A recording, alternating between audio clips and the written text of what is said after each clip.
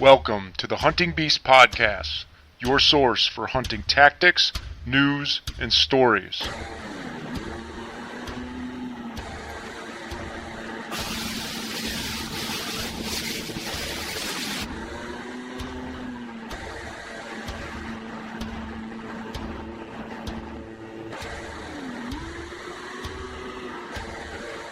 And now your host, Mario Traficante. Hello, and welcome to this week's edition of the Hunting Beast Podcast. This week, Dan and I will continue to answer questions from the Hunting Beast Forum. The actual area where the buck is bedding, or if you're setting up on that rise and it's bedding out in the more watery area. Where I'm hunting? No, I think where the question this guy asked, that's what I was saying. Based on his description, like how he's setting up in more detail. Okay. Like, is he setting up on this 10 foot by 6 rise, which I'm waiting in 18 to 24 inches of water to get in there, and the high spot is 10 by 6 or so. I would say the water is easily 5 acres, so he's on this little island. Oh, I thought he was hunting in the water. Yeah, so... If he's on the island, he's going to have thermal problems. And then what you got to do is get to the edge of it, so that your water, you're not pulling across it. But if it's that small, it shouldn't matter. By the time a deer gets in there, your scent should be rising. Right. I mean, obviously use milkweed and see. I mean, he says twice the buck was in the bed and got me before I got in bow range. So maybe he's stalking in on this thing? I don't know. We need more information about this. Well, maybe he's thinking it's winding him before he gets in there. Yeah. I mean, that's a pretty small island to try to get up on a buck. The buck's on the island? That's what I don't know for sure. Yeah. That's usually what they are, though. They're on those little hump islands. Right. You know? Right. That would make sense. If you're spooking the deer, you need to hold back further. Yeah. I mean, they'll get a little ways, especially in that water. I mean, they don't want to stand in water. There ain't food in there. They're going to move through it to that first landmass. I mean, I would want to be as close as possible, but not so close I'm spooking them. So, I mean, that's the give and take. If you're not spooking a few deer, you're not getting close enough. But if you're spooking a few deer, you got to back off a little bit. Yeah. And if you spooked him twice, he's got your number. I mean, you're going to have to hold back a little further. Yeah, I would imagine you probably got limitation on tall trees in standing water, too. Yeah, well, if it's standing water, there probably ain't much vegetation. You climb up a tall tree, he's watching you. Right. So. Yeah. All right. Good question, though. Next one we got for Dan. I'd like to hear more about in-season scouting, using hot sign, past buck encounters, and anything else you think of to pick which bedding area you are hunting that day. Well, I usually have a spot in mind, and I'm heading there. But if I'm not real confident in that spot, or even if I am, I'm scouting my way in. Most guys, when they go hunting, they go from point A to point B. They take that logging road for as far as they got to go, and then they cut off, and they take the same route. They go through the woods every time. For me, I've got that inquisitive part of me that's like, I wonder what's going on over there. You know, why walk this same path when I can walk this one and check this whole transition? And on the way, I know that anything coming out of this swamp right here, coming up out of the water and crap, they're not in there to take a bath. They're in there bedding. There's a reason they're in there. So if I find sign coming out of that swamp and it's big sign, the next question is going to be, what's big sign? Well, big tracks, big rubs, fresh rubs, fresh scrape there. Maybe it's still got some urine in it or something, or still stinks. I'm thinking, well, you know what? There's probably somebody holed up in here. And being a serial killer, I might want to hold up right there and kill him. So that's how I'm picking hot sign. If I go into a place completely blind, I'm just going to do the same thing. I'm going to walk that transition until I find hot sign. And a lot of times I'll do that. I won't even take my bow with me or whatever. I'll just hit it, go walk some transitions and stuff, and check out some spots. Especially like say I'm going to hunt Iowa for a week or something. And then when I come back, it's going to be gun season and stuff, and my hunt's going to be over. I got 2 days. Well, there's 30 spots I want to hunt. I'll go out and check them.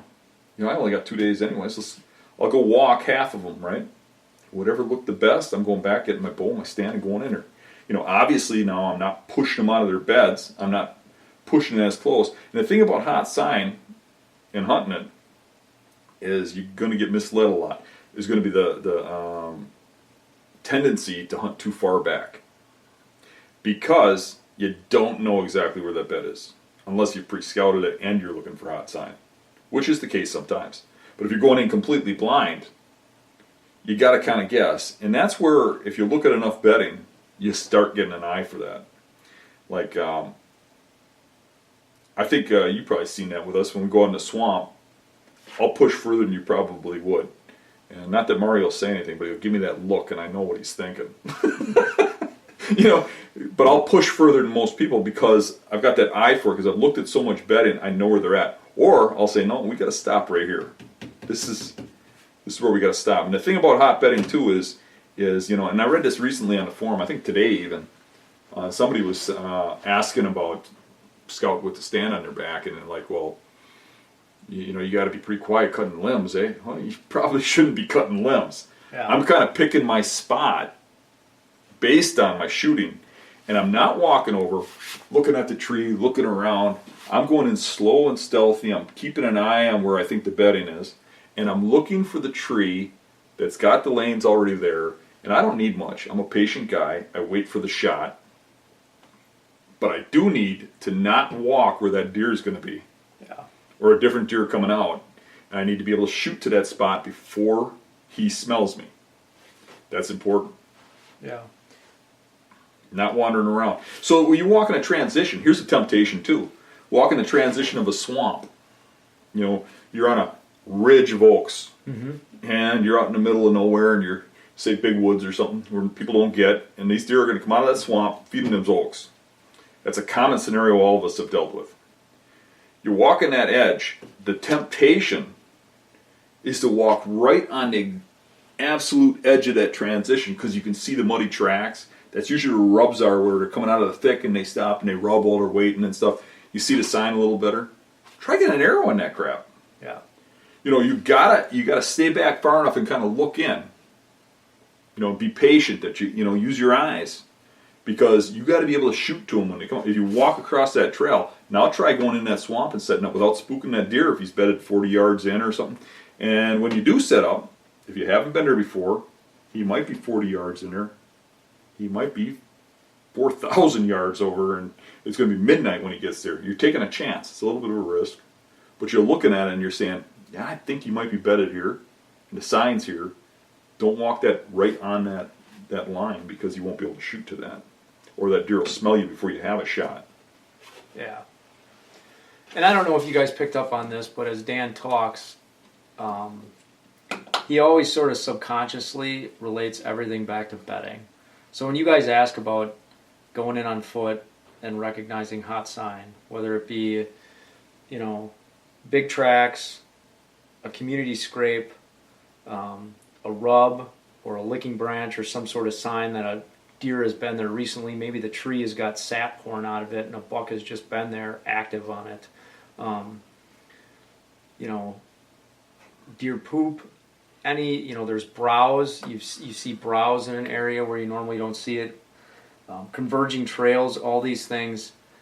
I think what I've noticed is when you see that stuff, think about, well, when was this sign made? Was it done last night? Was it done an hour ago? Even if this is a spot I don't know, but I typically have a map of it. Maybe I looked at it online or printed a map out. Where do I still think it is in proximity to bedding? And that'll help you out, saying, you know what? When I looked at this online, I thought bedding was here, and now I see this hot sign, and I'm 200 yards away, or I'm 150 yards away. So this is, timing-wise, I think this is a pretty good set. I'm going to get up the tree and try it. And honestly, worst case scenario, you don't push far enough. You don't see the deer. You've got another hunt. You can stage hunt it back in further the next time you go out. Or, you push too far, and we've done this, and bump the deer. And then okay, now I know there's a bed there because I bumped the deer out of it. And that's where if you can do preseason scouting, like Dan said, and identify a bed, identify those transition trails and all that proximity, then you can start putting the pieces together. But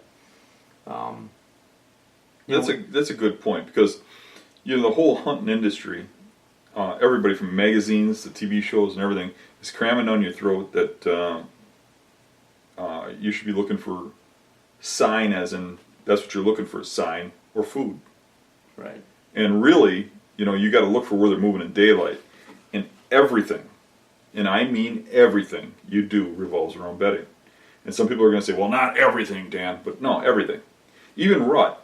You watch people and how they talk about rut, and the novice guy who's the magazine TV type guy is going to say, well, you need funnels, you need tight spots, you need this. When they're cruising, you need tight spots. What good is a tight spot if it leads to a cornfield? And that's it. And bedding's over here. It's not. If they're moving in rut in daylight and they're moving through a tight spot, they're moving between bedding areas. Whether it's doe bedding areas or buck bedding areas, everything in daylight movement revolves around bedding. You either got to be close enough to the bedding to kill it, or you got to be in between two bedding areas when a buck's worked up enough to go looking for does. And those big bucks don't do that as often as people think. That's why most of the time when you're rut hunting, you're seeing the 2-year-olds, the 1-year-olds, and the occasional 3-year-old. I don't see too many 5, 6, 7-year-old bucks cruising through funnels. And even when you're in areas where they live, and there's a lot of them, even when I've hunted managed cushy land, like say with Andre or something, you still don't see that target buck, the one you're targeting, going through those funnels like that very often. They do it, or they wouldn't get killed. They do it occasionally. But it's not something they make a habit of. I mean, they got to get pretty worked up. You got to hit the right day at the right time and not have been in there previously when he has gone through there at night. I targeted a huge buck down by Andre's that was a big 8-pointer. Right. On this managed land where hardly anybody hunts. Get that thing to move during daylight. And I saw plenty of big bucks moving in daylight going through these funnels. But in reality, those big rack bucks were 3-year-olds. And they probably wouldn't have been doing that in public.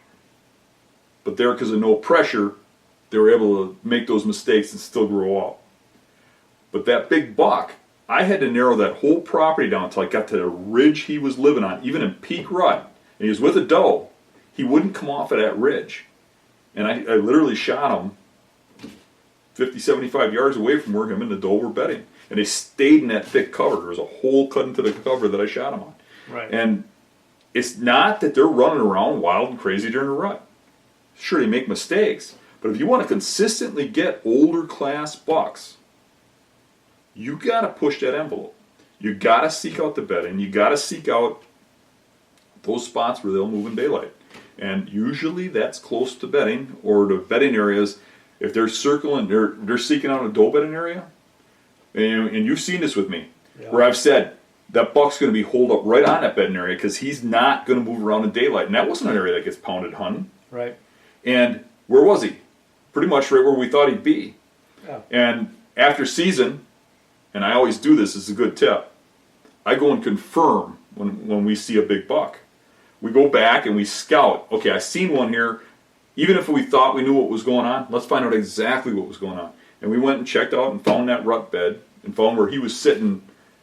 I don't think it was 100 yards, maybe 70 yards from the doe bed. 70, 100 yards. Yeah. But the way the wind was blowing across that island, when that hot doe came up on the island, it would have been the perfect scent stream trail for him to scent check whatever came up on that island.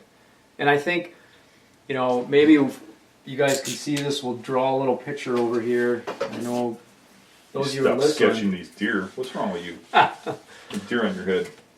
Dan brings up an interesting point about the bedding and how mature bucks travel through a property versus how immature bucks. We've all seen a lot of immature bucks, 1.5, 2-year-olds, 2.5-year-olds that'll just run wild across the top of islands, or they'll be chasing doe. You'll see them active, but those mature bucks, like if you've got islands that are set up, let's say in proximity here, and maybe you've got a creek or you've got a pond of water here, you've got other land obstacles. I think what you got to think about is, let's say there's out here, into this spot way over here, you think that this is the buck bedding per se, right? But you know that you've got doe bedding here, you've got doe bedding here, you've got, some doe bedding here. So then what I've seen, Dan think about in some of this stuff is that how is that buck most efficiently travel through that whole property so he can check all these bedding areas at once. You might see an immature buck, he'll come in and he'll run. He may run all over these islands, right? Broad daylight. Where, depending on how the wind flows across, let's say, you've got wind blowing across in this direction, it's coming off the top there, so all this scent's going to be blown across. Well, if a buck wants to come and check that, how is he going to travel through here? He's going to sneak through this in some way that's going to be most efficient, where he can catch scent here. Maybe he's got a path where he can wrap around here, come through and check the scent off this, where he can hit all three of those doe bedding areas to see if there's any hot doe. Yeah, what we typically see on these swamps like this that have islands in them is you'll see the hunters hunting where two connect or something. They'll be right up in the middle here someplace, and where I'm going to end up is into thick swamp funnels, in these areas, maybe even over here, and I'm going to hop around that, and I'm going to hunt these spots like that, and I guarantee you I'm not going to see the number of deer that these guys see. I'm not. But I'm going to see bigger stuff. Right. And I've proved that time and time again. We've hunted with people in the same swamps where they're coming back telling us, "Oh, I seen 10 bucks." Well, I didn't see 10 bucks. Right. How big was your biggest buck? Well, an 8-pointer. Yeah. And I only seen 2 bucks, but they're both like this. One was only an 8-pointer, but Well, and it can be a tricky thing, because sometimes that mature buck, he may have some really good bedding right off the tip of an island like that. And maybe there's a crest on this island, and that scent is rolling off there, and he knows that once he smells something hot up here, boom, he's on that island and he's giving chase. Or he's wrapping around, and he's giving chase in the transition. Yeah. He doesn't even come up on the island. He gives chase in the transition. There's a good point you're making there too. That's something I missed when I was talking about my setups, or I just didn't get to, let's say. But when you look at this and how you go in here and set up, I'm not just necessarily setting up in these spots. Those are kill spots. Normally, I'm going in and I'm hunting a spot like right here. I'm hanging in the swamp, or I'm hunting like right here. Because I'm looking into the swamp and I'm monitoring what the bucks are doing, and then I'm moving in for the kill. Does that make sense? Yeah. So I'll be sitting here, and there'll be a trail there. There'll be a trail that goes by me, or when it comes through like this. So I'm not sitting in a dead spot. Right. But I don't necessarily think I'm absolutely in a kill spot either. And then maybe I'll see that buck take that path Mario was talking about, right? And then I'm planning from the tree to get into here. And the swamps we're talking about in this scenario, it's probably not what everybody's hunting, but if this is dogwood and cattails and stuff, I'm specifically picking a tree where I'm high up and there's openings where I can see. And a lot of my hunts are observations. And a few of my hunts are kill hunts. And it just so happens that those kill hunts usually pay off because of the observation hunts. But an observation hunt where I could actually kill something. You're not wasting your time or anything. Right. If you guys, this is swamp. If you want to talk hill country, I hunted a property for many years that was hill country, and I basically was hunting it wrong for many years. It was a smaller property, and after learning there was a main ridge line that transitioned, through the entire property, spilled out onto a field that kind of wrapped around, like this. But what I ended up realizing is that on this transition line, there was one core spot that had doe bedding right here. And what was interesting during the rut is that you get predominant wind out of the southwest here, and there was another valley that was kind of like, there's another valley that was right here. And these bucks would get on this transition and they would run this thing here, and they would come up out of bedding out of the neighbor's property here. And one day, like clockwork, I sat off. I think I was sitting over on this side, and I watched these bucks chase these doe up, tend to them up here, chase them back off, chase them up, chase them back off, chase them up, and the whole day they focused on corralling these animals here. And the next day I actually set my buddy up. We didn't go into this area, we hadn't walked into this area yet. I was just there to actually set him up, right in here with his climber. And he shot over the back of 2 bucks. But the thing is that, like, that was the pattern. Mm-hmm. There likely was a wind tunnel effect going on here. These bucks were being pulled in off property on this side, and they could walk that ridgeline and smell any doe up there. Any doe that they pushed out of bedding here, they could get them up on this ridge, and it was really thick up on top of that ridge. Mm-hmm. And it was like the one spot in the property that was thick and protected, So it kind of goes back to that point of understanding how the mature animal would use the property. Not just seeing deer, but how they use it. You got to look at mature animals like they're a whole separate animal. Yeah. There's so many people that think they get in a good spot if they're seeing deer during the game, but those little deer are stringing them along. I mean, they gotta you gotta concentrate on the big animals. I mean, it's like, it sounds kind of weird, but it's like you're hunting squirrels and rabbits. You don't hunt squirrels like you hunt rabbits. Yeah. And big bucks are not like regular deer. When they're mature, they go about things different, and you got to hunt for mature bucks. Yeah. It definitely can make it interesting and fun when you start thinking about that and trying to figure it out. You know what makes a guy a good hunter is when he can start setting aside and not hunting deer. Because there's that temptation. I know if I go to that stand, I'll kill a deer. Yeah. For a young guy who wants to kill a deer. But when you can say, you know what, that's not what I want. That's not what I'm at. I'm not here to hunt squirrels. Right. So you go after what you're after, and you'll get it. But if you set your goal as, I really want to kill a big buck, but I certainly want to kill a buck, and I'm not passing on any bucks that got more than 8 points. Well, you're not going to kill a big buck that way. You're going to kill a big buck by hunting big bucks.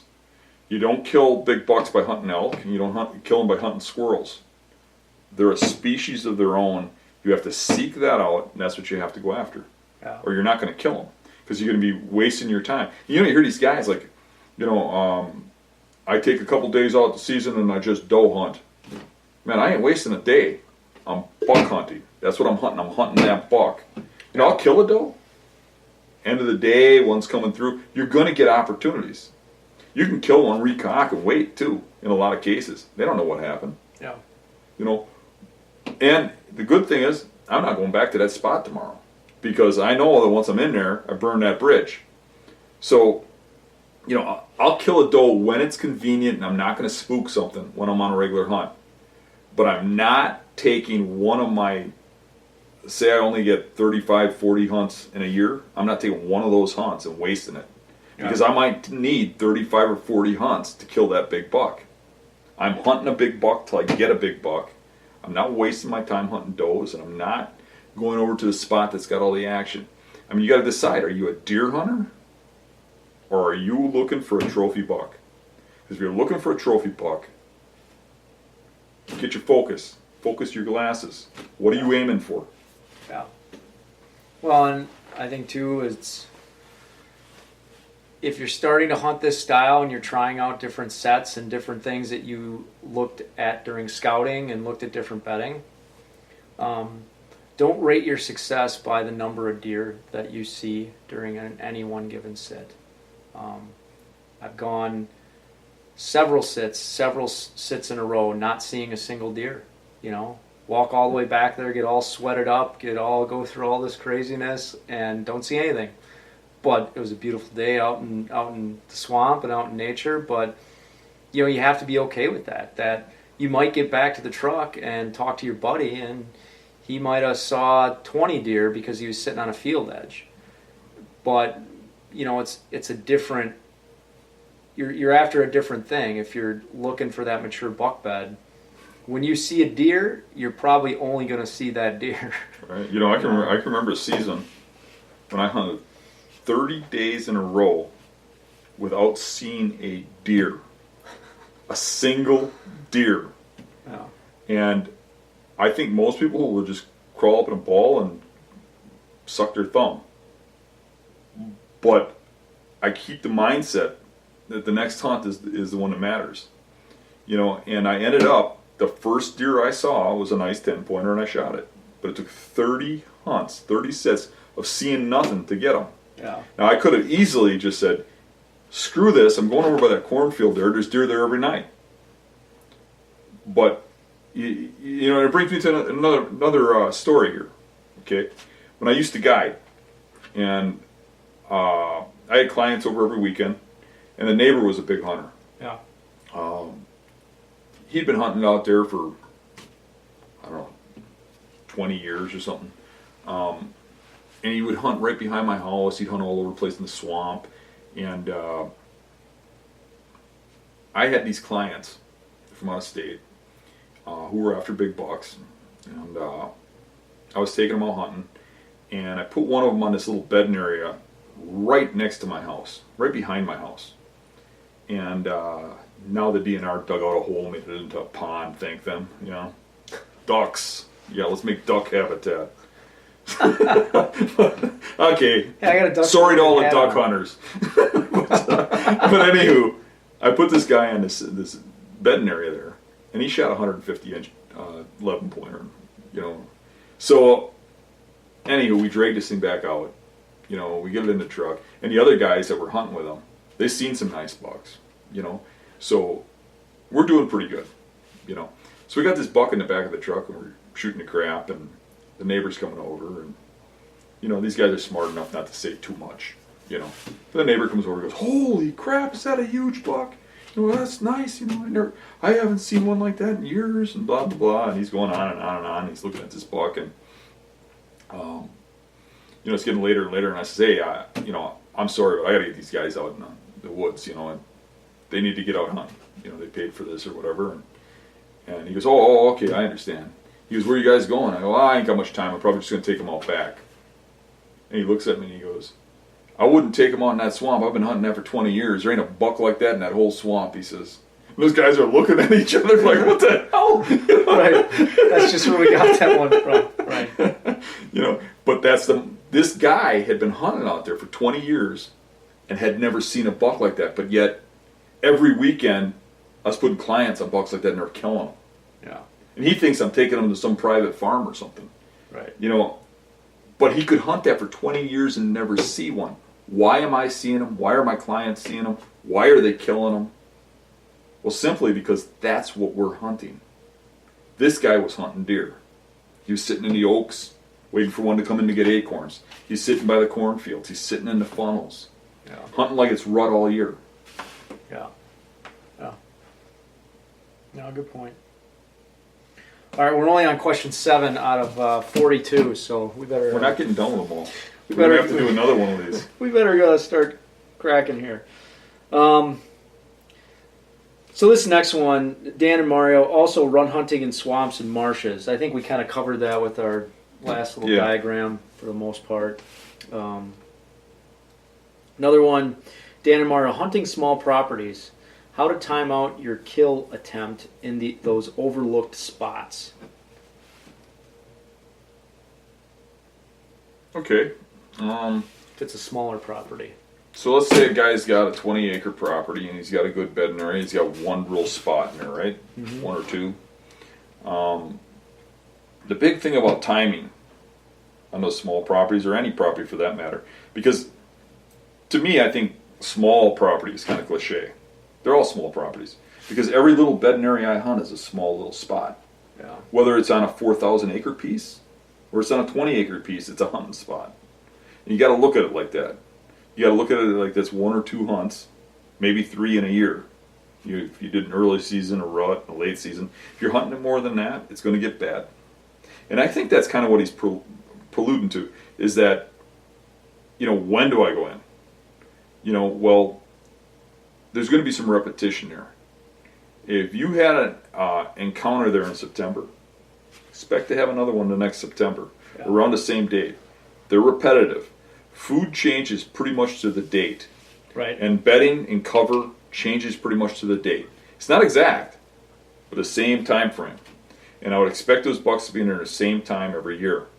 And if you don't know when that time is, and you're trying to figure that out, I'm going to give you the cliche answers that he already knows, and that's glass, that's going to be watch, that's going to be, observe, it's going to be check the food sources off to the side.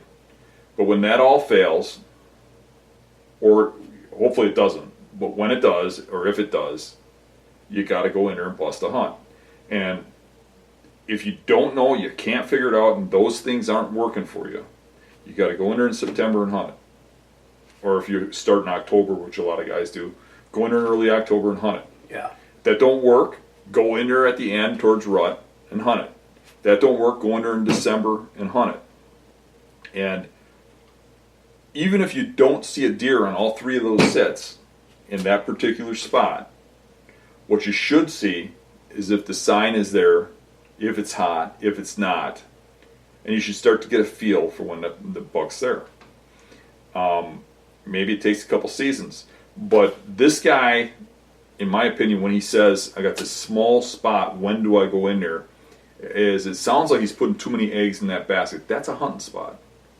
A lot of guys think because they got a private acre and it's 20 acres, and I'm not saying this is you, but a lot of guys are thinking they got this 20, 30 acre spot and it's private. They're the only one that's going in there, that they got a kind of golden spot. Now they just got to figure out when and stuff like that. Well, it doesn't matter if it's private. It doesn't matter if it's public. Deer can't read no trespassing signs, and they can't read private property signs, and they don't know if it's public or private. They know it's a bedding spot. So if they got this little spot to bed, it's no different than the spots I'm hunting. That concludes today's podcast episode. Please go to thehuntingbeast.com to post any discussions, questions, or comments regarding today's podcast episode.